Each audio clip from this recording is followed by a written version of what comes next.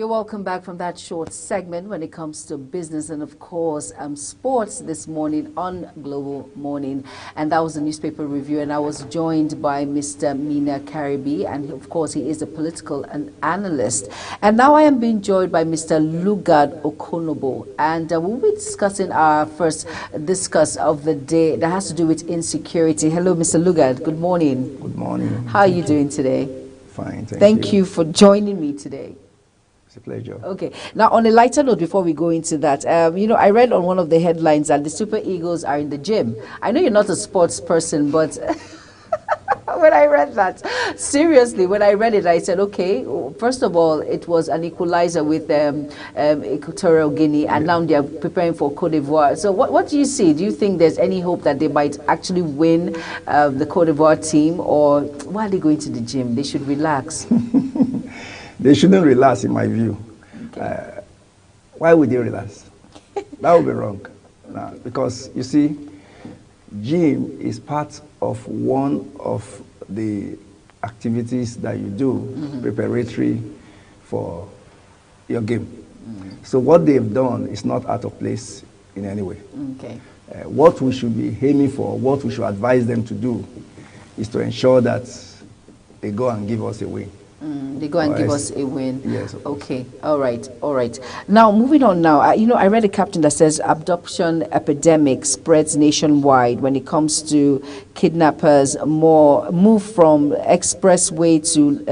Abuja to Lagos, Ogun, and the Abuja City Central. And we hear about kidnappings, which has made a rampage around the country now. It's not just in a particular segment or a small section. When it comes to Abuja, Kaduna, we've heard that, how it was on the rampage where abductors came. If you're driving on that Abuja, Kaduna Expressway, people are being kidnapped on the daily. And then, of course, Lagos-Ibadan Expressway, it's now a norm. So it's not just segmented in one place. So it's everywhere. Now in Abuja, the FCT, it's worse now because from Maraba to Wuse, from Wuse to Karu, from Karu to Nyanya, we hear about issues where people are being kidnapped on the daily. And of course, the latest last week about that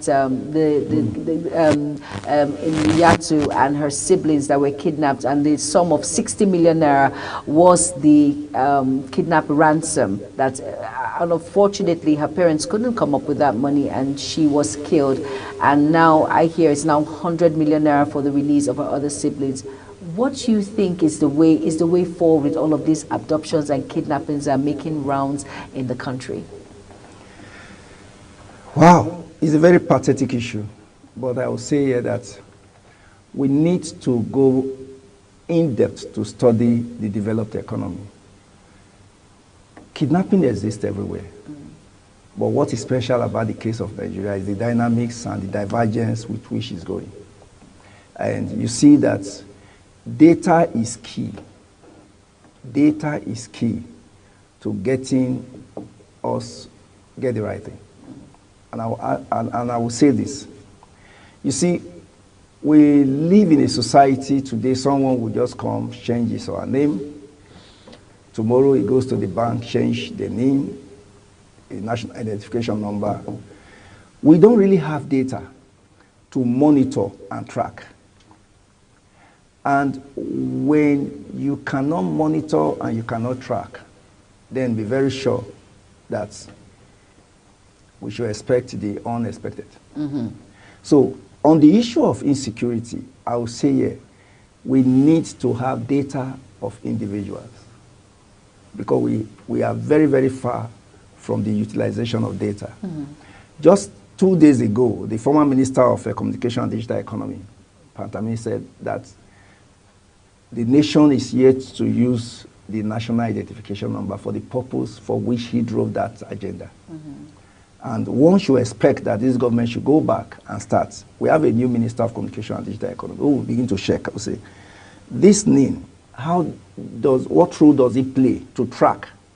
Now, the Emefele's cashless policy that came, I've always said it, is the right policy that came on the wrong timing, because that was the political period the campaign was on, and it was all over that he has aspiration and desire to contest for the office of the president.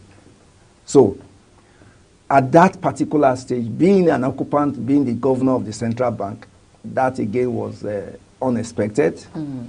But again, we will notice that during the cashless policy, the rate of kidnapping dropped.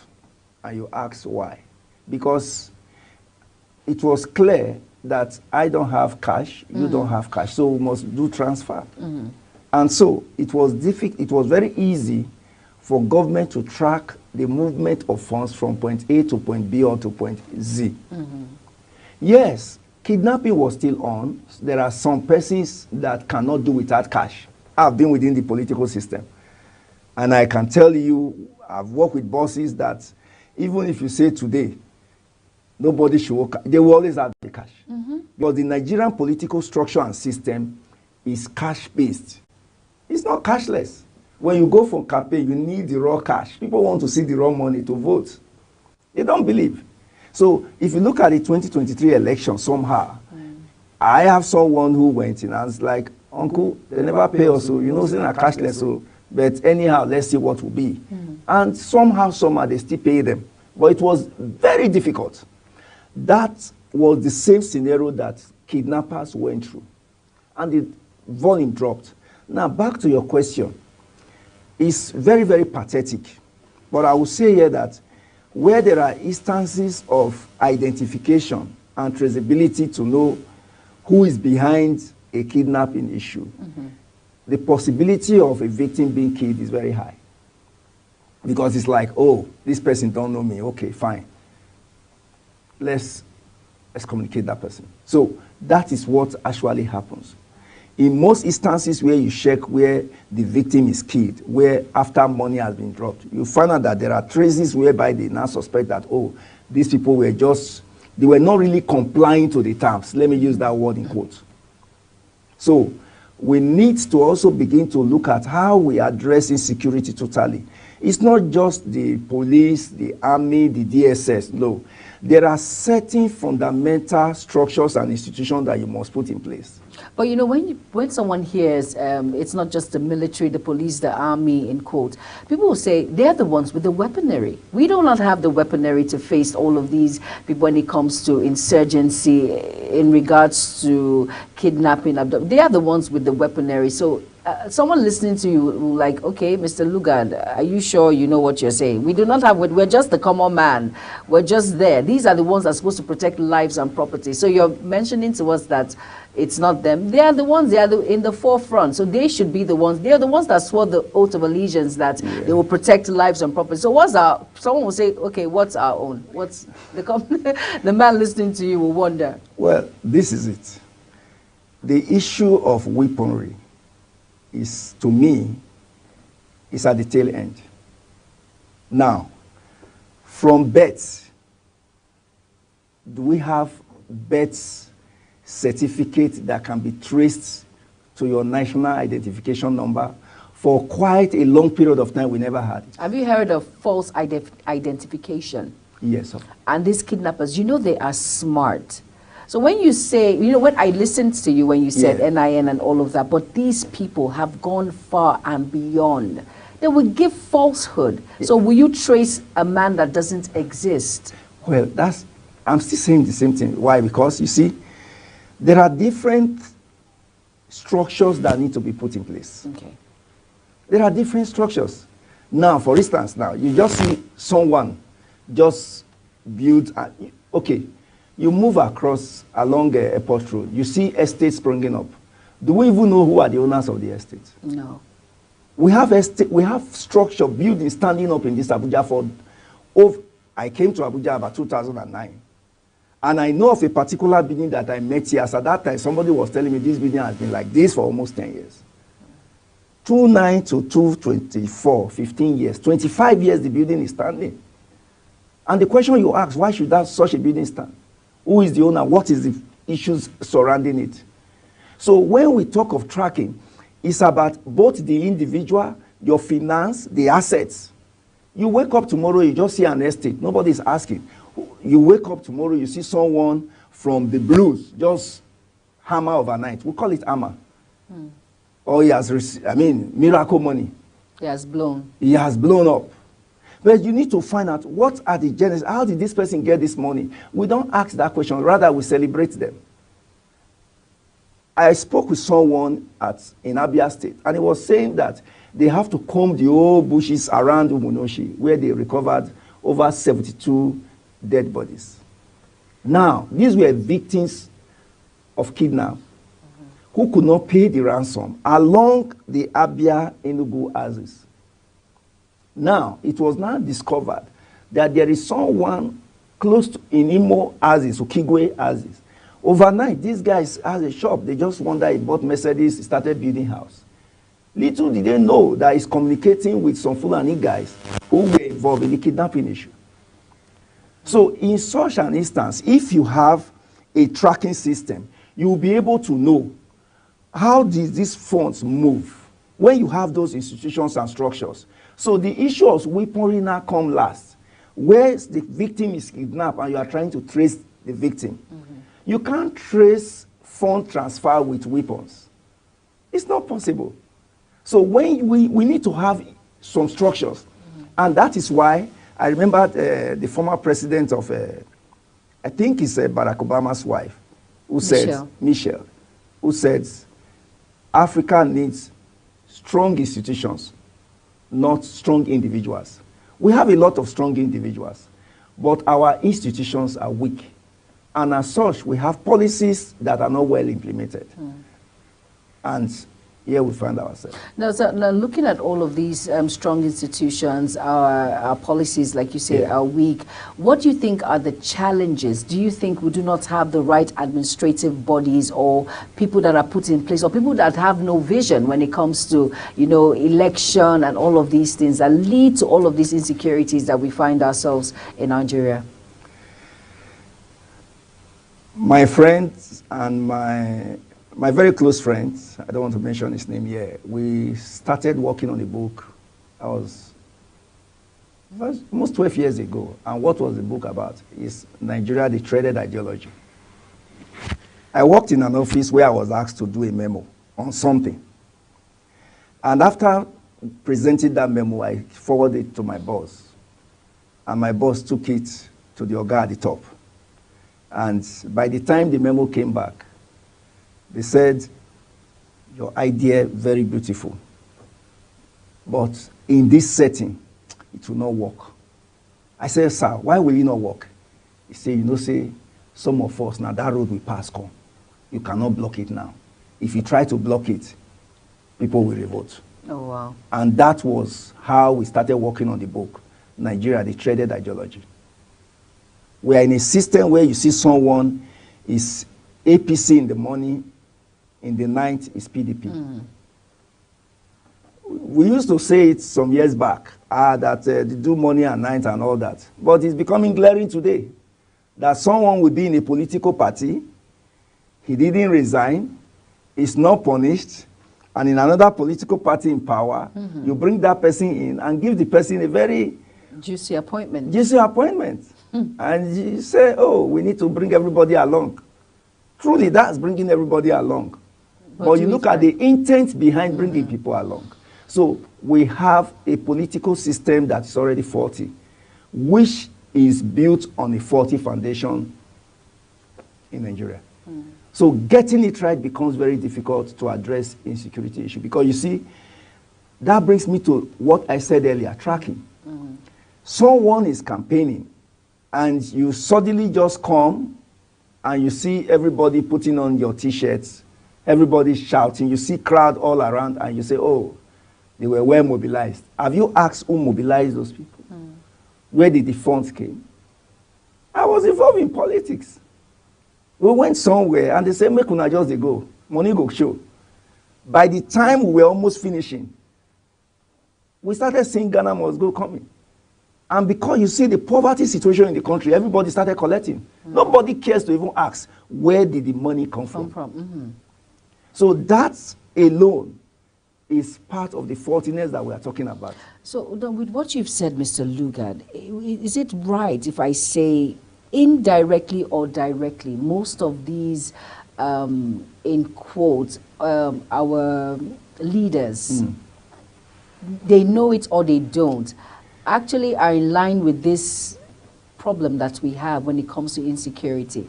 Because if you look at what you just said and look at the line in which we're looking at, directly or indirectly, most of our leaders, they are part and parcel of it, but some of them they do not know, or do you think they know? My sister, the truth is, there is nothing secret under the surface of this earth. Nothing is secret. And you see, when you occupy an office, let's say as a governor, the chief security officer of the state, you have the commissioner of police, you have the GOC of a brigade command, you have the Nigerian Security and Civil Defense commandant, you have both the military and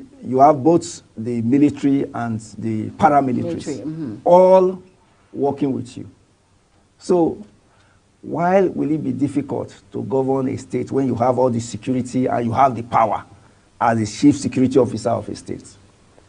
Now, to answer your question, it's so sad that at most times you have people who bring someone into power.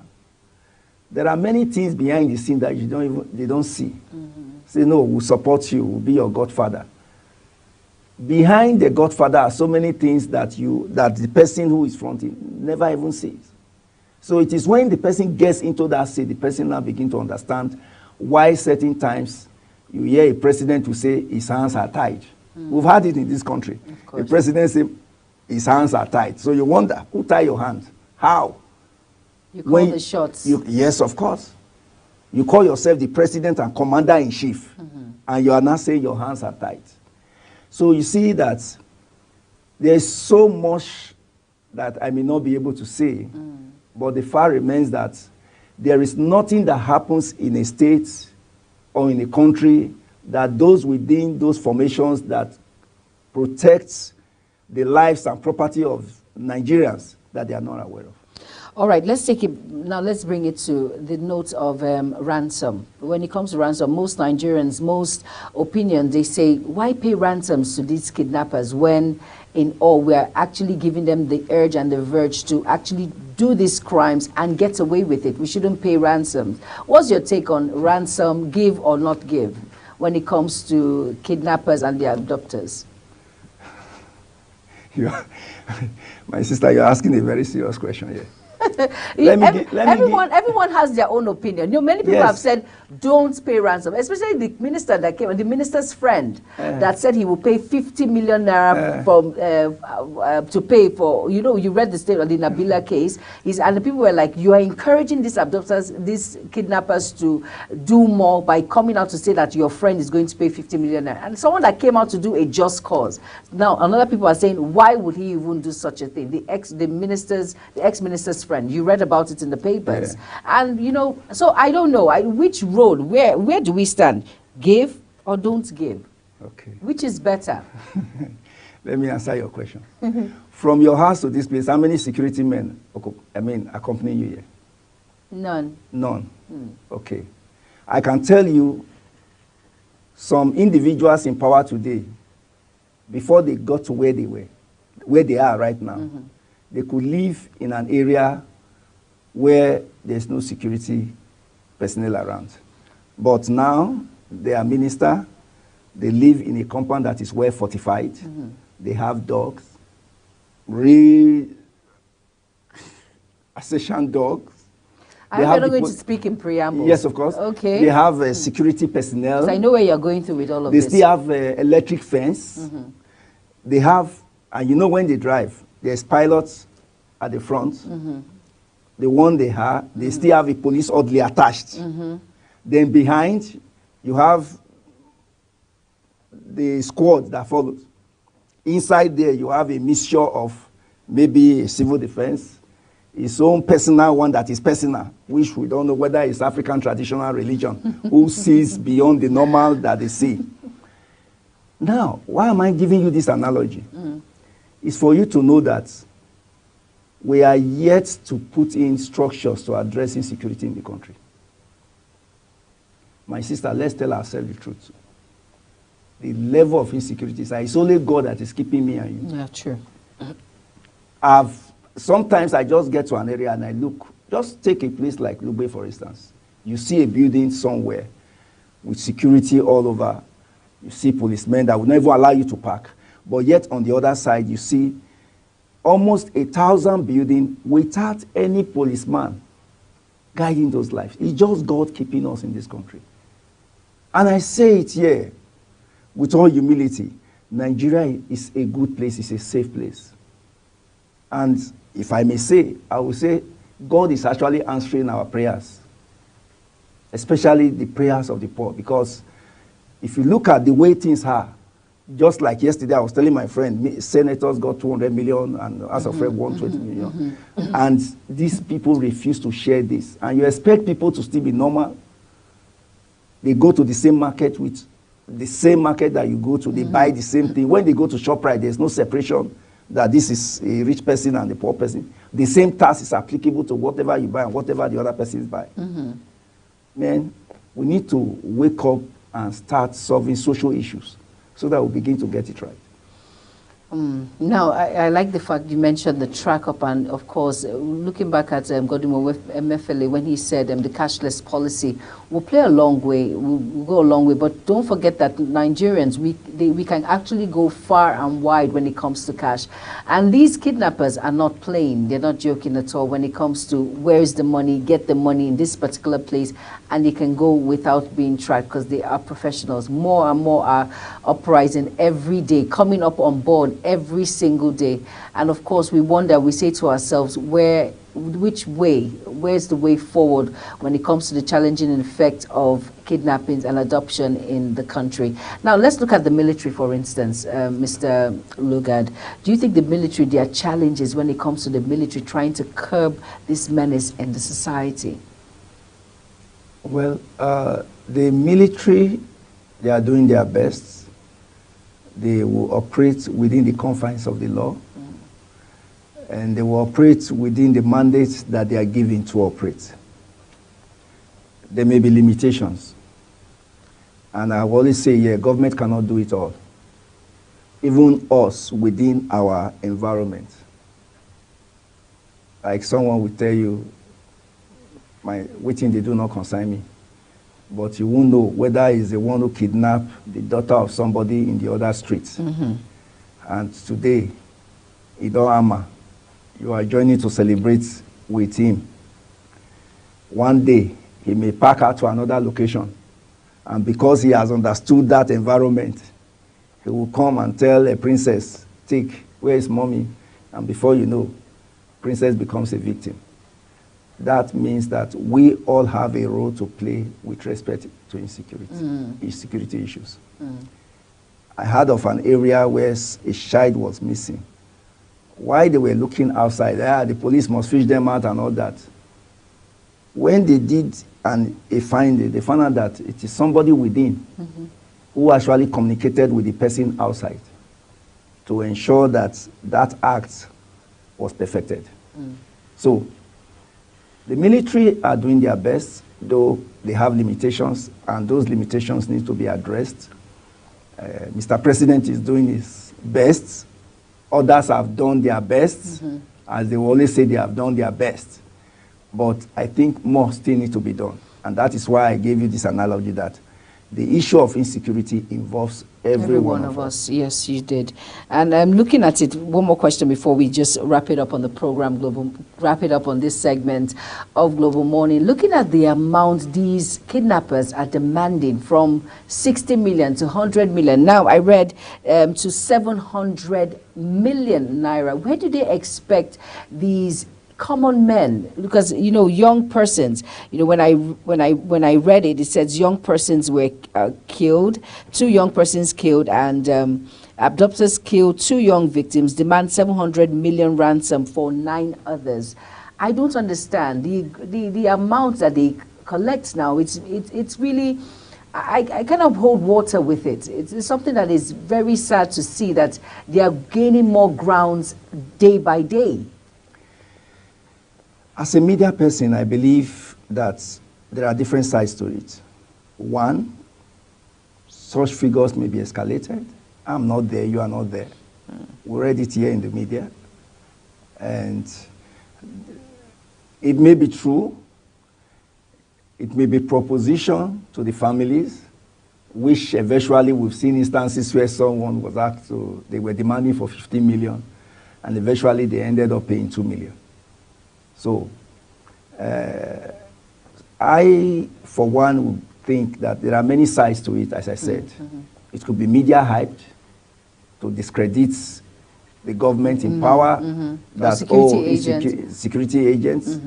It could be from another side that the people linked to the victims who perfected that act knows the volume of transactions that the guardians or family or relatives they have in their possession. It could even be, we've had instances sometime in the South where someone was bidding for a contract, and because the other man felt he has the power that be, he used somebody's document to get the contract. And that man felt, oh, the other man felt, oh, okay, I don't get person shall, no problem. When he allowed the man to win the contract, the man was paid. That same week, 2 of his daughters were kidnapped. Oh, wow. And they were telling the man, we know how much you were paid last week. Oh, wow. So the issue of kidnapping is very, very divergent. So I wouldn't know the circumstances behind the demands. But I think I should just use this opportunity to appeal that the brotherliness that have existed among Nigerians, we pray that it continues, and Nigerians should live like that. Yes. Because I remembered many years ago, in my streets, we were staying at number 9, but I can tell